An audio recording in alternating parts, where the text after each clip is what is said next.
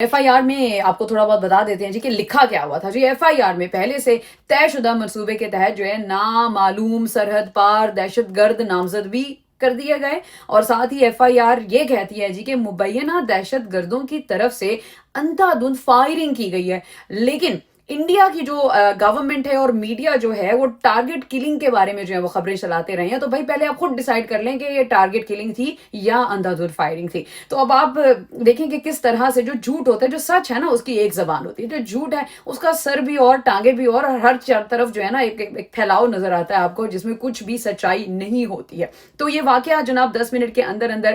FIR بھی ہو گئی, اور اس طرح کے الفاظ جو ہے ان کا استعمال بھی کر دیا گیا کہ سیدھا جو ہے وہ پاکستان پہ جو ہے وہ بات لائی جائے. And I am seriously shocked کہ کس حد تک جو ہے ایک بیوقوف حکومت ہو سکتی ہے جو کہ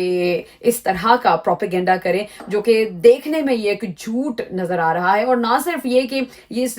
سچویشن جو ہے یہ سامنے آنے سے لوگوں کو جو ہے وہ ریالٹی کا پتہ لگا, انٹرنیشنل میڈیا کو ریالٹی کا پتہ لگا, بلکہ اس ٹائم جو ہے یہ ایک مذاق بن کے سامنے آ رہا ہے جی کہ 10 منٹ کے اندر FIR ہوتی ہے اور it's like completely pre planned. اور ابھی سوچے جی کہ ابھی تک تو ہم ریسنٹلی ہم نے یہ سیلیبریٹ کی تھی اینیورسری, ٹی از فینٹاسٹک, اور اب یہ ایک اور جو ہے مذاق ہم تک آ پہنچا ہے, اور یہ بھی مجھے لگتا ہے کہ شاید ہمیں کوئی ڈیٹ رکھنی چاہیے اس کو سیلیبریٹ کرنے کے لیے. سو دس از ریڈیکولس, لٹرلی ریڈیکولس.